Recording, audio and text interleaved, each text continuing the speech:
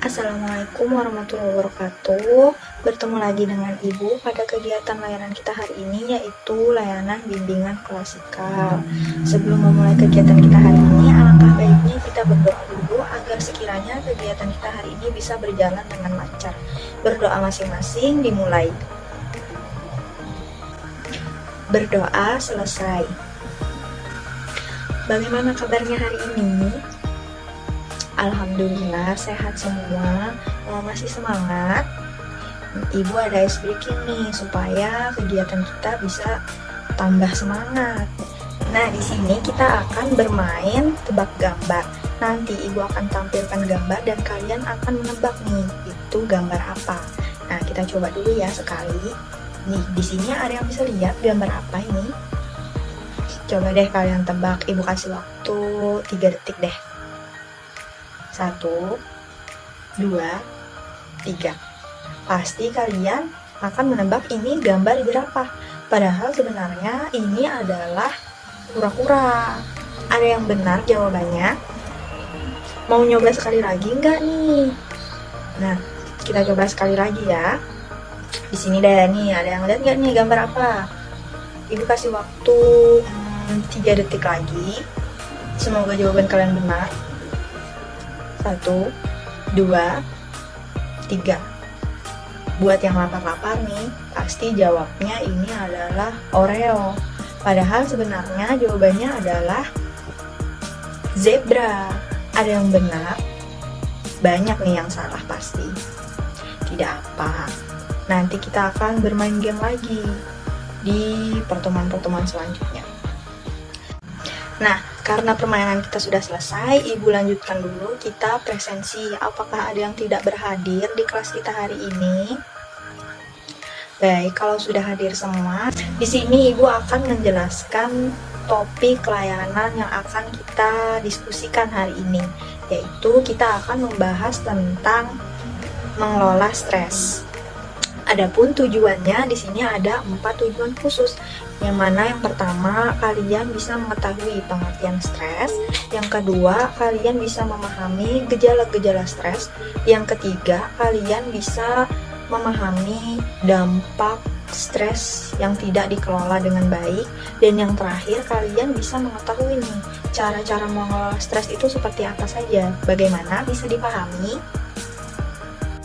Nah, kita masuk ke pembahasan pertama, yaitu pengertian stres. Stres ini apa sih? Jadi, stres ini adalah reaksi tubuh terhadap situasi yang tampak berbahaya atau sulit. Stres membuat tubuh memproduksi hormon adrenalin yang berfungsi untuk mempertahankan diri. Stres merupakan bagian dari kehidupan manusia. Stres ini pada dasarnya adalah respon alamiah tubuh terhadap beban fisik maupun mental yang berlebihan. Padahal, ketidakstabilan emosi sangat berpengaruh terhadap fungsi kognitif yang dikenal dengan fungsi luhurnya, yaitu berpikir logis dan berperasaan positif atau good mood. Lalu stres ini terbagi 2 macam, stres baik dan stres buruk. Stres baik ini apa? Jadi stres baik ini juga bisa disebut dengan stres positif. Situasi atau kondisi apapun yang menurut kalian bisa memotivasi atau memberikan inspirasi. Situasi yang termasuk dalam stres baik ini adalah situasi yang menyenangkan dan ini tidak dianggap sebagai ancaman terhadap kesehatan. Lalu ada stres buruk. Stres buruknya apa? Jadi stres buruk ini adalah stres yang membuat kalian tuh menjadi marah, tegang, bingung, cemas, merasa bersalah, atau kewalahan.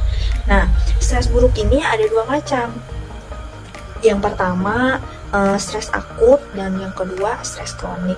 Stres akut ini dia munculnya cukup kuat, tapi menghilangnya dengan cepat. Misalnya kalian terlambat sekolah. Nah, itu membuat stres, tapi dia juga bisa cepat menghilangnya. Lalu yang keduanya itu stres kronik. Stres kronik ini dia tidak terlalu kuat, tapi bisa bertahan sampai berhari-hari, berminggu-minggu, bahkan sampai berbulan-bulan. Ini misalnya seperti hubungan kalian dengan orang-orang di sekitar kalian kurang baik. Nah, itu termasuk pada stres kronik. Atau misalnya kejenuhan pada mata pelajaran. Nah, itu juga masuk pada stres kronik. Bagaimana bisa dipahami? Nah, gejala-gejala stres ini apa saja? Yang pertama, kalian menjadi mudah marah, mudah tersinggung terhadap teman, keluarga, atau kolega kalian. Yang kedua, kalian bertindak secara agresif atau defensif. Yang ketiga, merasa mudah lelah. Yang keempat, menjadi pelupa. Yang kelima, palpitasi atau jantung berdebar-debar. Yang keenam, otot-otot menjadi tegang. Dan yang terakhir, kalian menjadi mudah sakit kepala, sakit perut, dan diare. Bisa dipahami? Nah, selanjutnya dampak dari stres yang tidak terkelola dengan baik. Setiap orang itu pasti memiliki masalah dalam hidupnya. Jika tidak dihadapi dengan tenang, masalah ini akan menyebabkan stres. Sayangnya, sebagian besar orang ini menganggap stres ini adalah hal yang sepele, sehingga tidak diatasi dengan baik dan benar. Bahkan ada beberapa orang yang mengatasi stresnya dengan minum obat penenang, minum minuman beralkohol, atau bahkan menggunakan obat-obat terlarang, di mana mereka di sini berpikiran bahwa dengan mereka melakukan itu, stres mereka akan hilang, akan teratasi. Padahal sebenarnya dengan mengonsumsi hal-hal itu, mengonsumsi obat-obatan itu, alkohol itu akan berdampak buruk pada tubuh kita yang niatnya awalnya pengen ngilangin stres, malah nambah penyakit. Ada beberapa dampak-dampaknya, yaitu yang pertama ada kanker dan gangguan imun. Yang kedua, gangguan pencernaan. Yang ketiga, penyakit jantung akibat stres. Yang keempat, depresi. Dan yang terakhir, sindrom metabolik. Kira-kira ada yang tahu tidak nih sindrom metabolik itu seperti apa?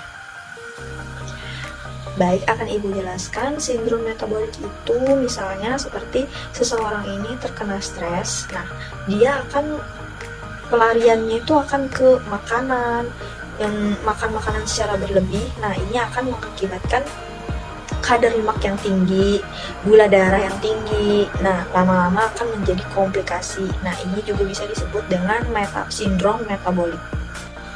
Selanjutnya kita masuk ke pembahasan terakhir, yaitu cara mengelola stres. Di antaranya yaitu yang pertama, kalian bisa curhat kepada orang-orang yang bisa kalian percayai. Misalnya kalian curhat ke sahabat kalian atau curhat ke orang tua kalian. Yang kedua, mengembangkan minat bakat kalian. Dengan kalian melakukan kegiatan yang sesuai dengan minat bakat kalian, itu juga bisa mengelola stres kalian. Selanjutnya yang ketiga yaitu hobi. Biasanya misalnya ada yang punya hobi jalan-jalan. Nah, itu bisa tuh buat refreshing beberapa hari supaya tidak stres. Yang keempat, ibadah, mendekatkan diri kepada Tuhan. Yang kelima, berpikir positif. Yang keenam, relax. Dan yang terakhir, menjaga kesehatan. Misalnya kalian berolahraga atau tidur secara teratur, makan secara teratur. Nah, itu juga merupakan cara mengelola stres. Sampai di sini dulu penjelasan Ibu. Jika ada yang ingin ditanyakan, kalian bisa tanyakan. Jadi kesimpulannya adalah setiap orang itu pasti memiliki masalah dalam hidupnya. Tapi jika tidak disikapi dengan tenang, masalah ini bisa menyebabkan stres pada diri kita sendiri. Sedangkan stres ini adalah reaksi tubuh terhadap situasi yang tampak berbahaya atau sulit. Stres ini merupakan respon alamiah dasar pada tubuh terhadap beban fisik maupun mental yang berlebihan. Jadi alangkah baiknya kita bisa mengelola stres kita dengan baik agar tidak mengakibatkan kejadian fatal pada kesehatan tubuh kita sendiri. Nanti Ibu akan kirimkan evaluasi kegiatan kita hari ini dan kesimpulan materi kita hari ini juga akan Ibu kirimkan melalui Google Form. Sampai di sini dulu. Salah hilaf mohon maaf. Wassalamualaikum warahmatullahi wabarakatuh.